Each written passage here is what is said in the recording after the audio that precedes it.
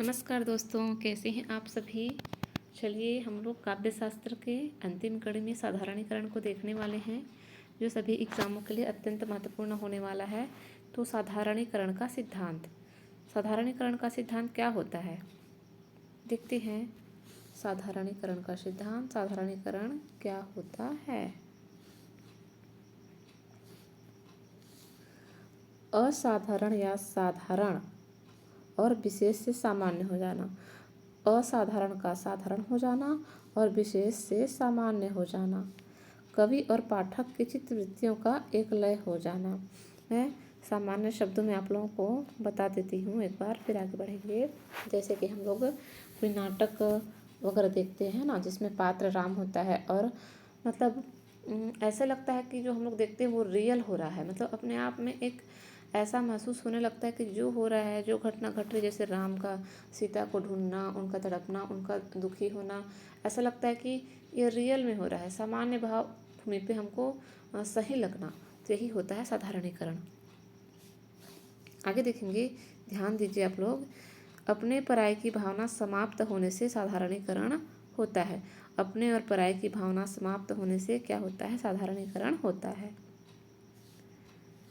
इस सिद्धांत के अनुसार साहित्य के पठन, श्रवण अथवा दर्शन द्वारा सामाजिक सहृदय रस सिक्त हो साहित्य भूमि में लीन हो जाता है, वह अपनी भौतिक स्थिति से शून्य हो जाता है।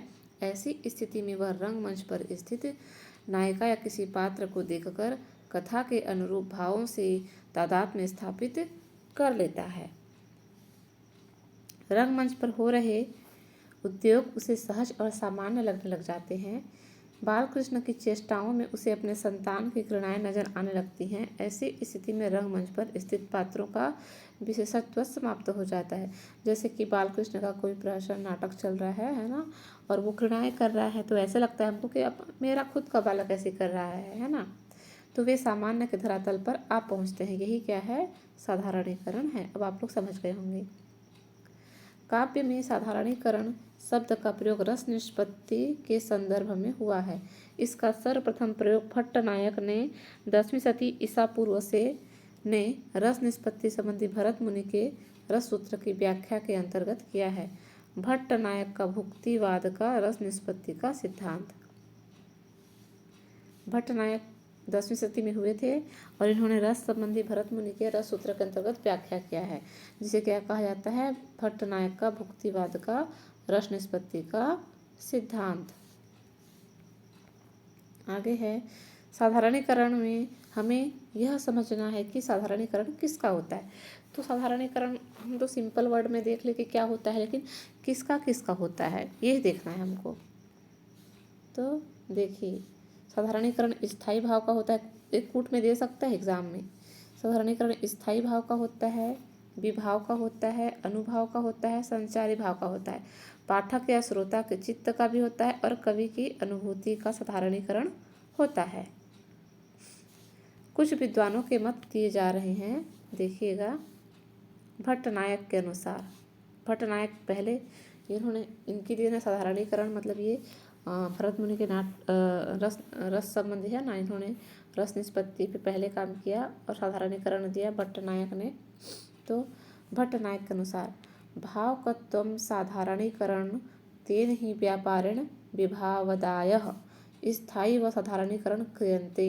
अर्थात भावकत्व साधारणीकरण है और इस व्यापार से विभावादि और स्थायी भावों का क्या होता है, साधारणीकरण होता है। फिर से सुनिए, भावकत्वं साधारणीकरण तेन ही व्यापारेण विभावदाय स्थायी च साधारणीकरण क्रियन्ते। अर्थात भावकत्व साधारणीकरण है, इस व्यापार से विभावादि और स्थायी भावों का साधारणीकरण होता है। इस प्रकार भट्टनायक ने भावकत्व नामक व्यापार के माध्यम से साधारणीकरण का उल्लेख किया है। यहाँ से याद रखिए, मोस्ट इम्पोर्टेंट है। विशेषतः भट्टनायक ने काव्य के 3 व्यापार बताए हैं। कौन कौन से व्यापार बताए हैं देख लेते हैं। अमिधा, भावकत्व और भोजकत्व। अमिधा पाठ का वाच्यार्थ भाषा आलंकारिक योजना, ये होता है अभिधा। और भावकत्व मतलब काव्य रसों से संबंध हो जाता है भावकत्व। और भोजकत्व मतलब सहृदय सामाजिक से संबंध। ठीक है, तो ये हो गया भट्टनायक जी का। आगे डॉक्टर नगेंद्र क्या कहते हैं। डॉक्टर नगेंद्र के अनुसार साधारणीकरण का अर्थ है काव्य के पठन द्वारा पाठक या श्रोता का भाव सामान्य भूमि पर पहुंच जाना, अर्थात इन्होंने कवि की अनुभूति को साधारणीकरण माना है। तो नगेंद्र ने कवि की अनुभूति को साधारणीकरण माना है। अभिनव गुप्त को देखेंगे। अभिनव गुप्त के अनुसार साधारणीकरण दो स्तर पर संपन्न होता है। पहले स्तर पर विभावादी देश काल के बंधन से मुक्त हो जाते हैं। दूसरे स्तर पर प्रमाता, पाठक, श्रोता स्वर पर अपने पर्याय की चेतना से मुक्त हो जाता है। इनके अनुसार विभावादी के स्थायी भाव के साथ साथ सामाजिक की अनुभूति का साधारणीकरण होता है। तो समझ पाया, दो स्तर पर इन्होंने किया है। पहले स्तर पर क्या क्या है, विभावादी देश काल के बंधन से मुक्त हो जाते हैं, जो विभाव होते हैं। ठीक है, और दूसरे स्तर पर प्रमाता, पाठक या श्रोता स्वर पर अपने पर्याय की चेतना से मुक्त हो जाता है, उनको खुद लगने लगता है। तो ये हो गया अभिनव गुप्ता जी का।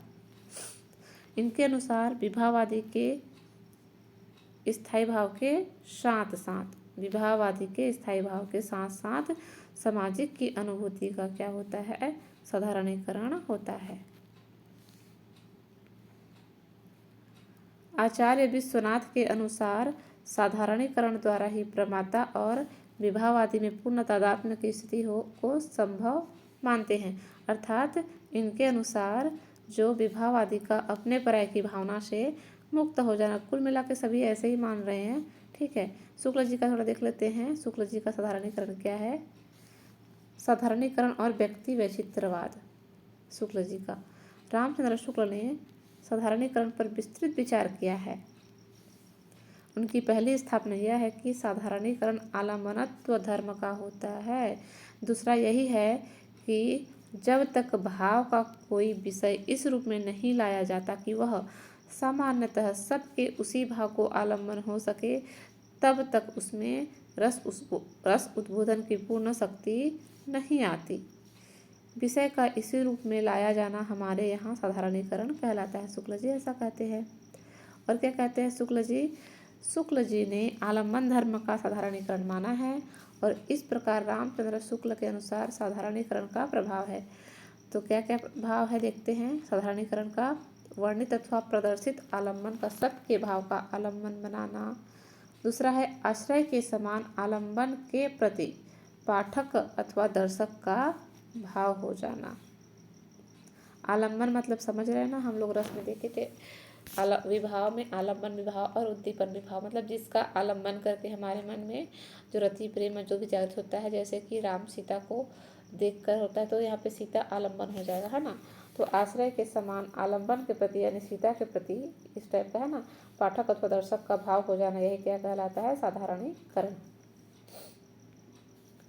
शुक्ल जी के मत में कई विचारकों ने आलोचना की है। रामदहिन मिश्र ने विभावादि के साधारणीकरण को केवल आलम्बनत्व धर्म में सीमित किए जाने पर आपत्ति की है। उन्होंने रस कोटियों के विभाजन को रस की प्रकृति के विपरीत कहा है और साधारणीकरण तथा तादात्म्य का एक ही अर्थ में प्रयोग भ्रामक माना है। बाबू गुलाब राय का देख लेते हैं हम, मोस्ट इम्पोर्टेंट है इनका भी। बाबू गुलाब राय ने कवि, पाठक और भाव तीनों के साधारणीकरण पर विचार किया है। नाटकीय प्रपंच, नाटककार, प्रेक्षक का साधारणीकरण उनके मतानुसार देखते हैं साधारणीकरण की स्थिति क्या है बाबू गुलाब राय के अनुसार। तो कवि अपने व्यक्तित्व से ऊंचा उठकर साधारणीकृत हो जाता है, अतः वह लोक प्रतिनिधि होकर भाव अभिव्यक्त करता है। और दूसरा है पाठक का साधारणीकरण इस अर्थ में होता है कि वह अपने व्यक्तित्व के बंधनों को तोड़कर लोक सामान्य की भावभूमि में आता है। और है भावों का साधारणीकरण इस अर्थ में होता है कि इनमें भी अयम निजः परोवा की भावना आ जाती। तो ये हो गया बाबू गुलाब राय जी का। नंदलाल वाजपेयी जी का देख लेंगे। साधारणीकरण में कवि कल्पित समस्त क्रियाओं व्यापारों का साधारणीकरण होता है, ये कहते हैं आचार्य नंदलाल वाजपेयी जी। मतलब कवि कल्पित, जो कवि कल्पना करता है वही समस्त क्रियाओं या व्यापारों का क्या हो जाता है, साधारणीकरण हो जाता है, तो उसे कहते हैं साधारणीकरण, नंदलाल वाजपेयी जी के शब्दों में।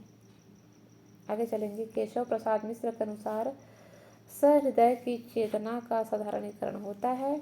इन्होंने साधारणीकरण का संबंध योग की मधुमती भूमिका से जोड़ा है। इम्पोर्टेंट है, योग की मधुमती भूमिका से किन्होंने साधारणीकरण को जोड़ा है, तो केशव प्रसाद मिश्र। श्याम सुंदर दास भी कहते हैं इसी के मत में कि श्याम सुंदर दास ने केशव दास की मधुमती भूमिका के संबंध में साधारणीकरण की व्याख्या कर साधारणीकरण की स्थिति में पहुँचे सहृदय की समता समाधि में पहुँचे योगी से बताई है। जो समाधि में योगी रहता है ना, उसी से बताई है, साधारणीकरण की समानता की है। साधारणीकरण की समाप्ति पर सहृदय सामाजिक पुनः वास्तविक स्थिति में लौट आता है। सहृदय के चित्त का साधारणीकरण होता है। तो ये श्याम सुंदर दास जी कहते हैं कि सहृदय के चित्त का साधारणीकरण होता है। मधुमती भूमिका क्या थोड़ा देख लेते हैं, जो केशव मिश्र ने माना है। ठीक है, मधुमती की भूमिका क्या है, तो मधुमती की भूमिका, इस धारणा को सर्वप्रथम केशव प्रसाद मिश्र ने प्रस्तुत किया। इस धारणा का प्रभाव श्याम सुंदर दास पर भी पड़ा। मधुमती की भूमिका में व्यक्ति का चित्त निर्वितर्क के स्थिति में पहुंच जाता है। उसे वस्तु की स्थिति और वस्तु के संबंधी में से केवल वस्तु का ही ध्यान रहता है। बाकी वस्तु के संबंधी कौन है, वस्तु की स्थिति कौन है, यह उसको पता नहीं रहता। ठीक है, वस्तु का ही ध्यान रहता है बस। तो ये होता है मधुमती की भूमिका। आचार्य जगन्नाथ ने साधारणीकरण के स्थान पर दर्शन दोष की स्थापना की है, याद रखने वाली बात है। तो अभी हम लोग शॉर्ट में देख लेंगे एक बार कि विभिन्न आचार्यों की दृष्टि में साधारणीकरण क्या है। तो भट्टनायक ने विभावादी का माना है। अभिनव गुप्त ने विभावादी के साथ स्थायी भाव के साथ साथ सामाजिक की अनुभूति, मतलब सहृदय का जो अनुभूति होता है, उसको माना है। पंडित विश्वनाथ ने क्या माना है, देखिए, आलंबन, आश्रय और पाठक सभी का साधारणीकरण आश्रय के साथ प्रमाता के तादात्म्य पर विशेष बल दिया है। ठीक है, मतलब आलंबन, आश्रय और जो पाठक हैं, सभी का साधारणीकरण आश्रय के साथ प्रमाता के तादात्म्य पर विशेष बल। जगन्नाथ जी ने साधारणीकरण को भ्रम जनित कहते हुए इसके स्थान पर दोष दर्शन की स्थापना की। मोस्ट इम्पोर्टेंट, दोष दर्शन की स्थापना किसने की, जगन्नाथ जी ने। और केशव प्रसाद मिश्र ने क्या कहा, सहृदय की चेतना का साधारणीकरण माना जाता है। इन्होंने साधारणीकरण का संबंध योग की मधुमती भूमिका से जोड़ा है। और श्याम सुंदर दास जी ने योग की मधुमती भूमिका, यानी कि मधुमती भूमिका योग से साधारणीकरण का संबंध जोड़ा और इन्होंने सहृदय के चित्त का साधारणीकरण माना। रामचंद्र शुक्ल ने आलंबन या आलंबन धर्म का माना। गुलाब राज जी ने सभी का साधारणीकरण माना, नाटकीय प्रपंच, नाटक का प्रेक्षक सभी का। नंदुलारे ने कवि कल्पित समस्त व्यापार का साधारणीकरण माना और केवल किसी पात्र विशेष का नहीं माना, समस्त व्यापार का साधारणीकरण माना। डॉक्टर नगेंद्र ने कवि की अनुभूति का साधारणीकरण माना है। तो ये हो गया दोस्तों साधारणीकरण। कैसा लगा आप लोगों को, बिल्कुल से पढ़िएगा, बहुत इजी वर्ड में है, जल्दी समझ में आ जाएगा और परीक्षा के लिए बहुत उपयोगी होने वाला है आप लोगों के लिए। तो बिल्कुल से इसको पढ़िए, समझिए और नोट्स बनाइए। तब तक के लिए धन्यवाद दोस्तों। फिर अगले वीडियो के साथ हम लोग मिलते हैं।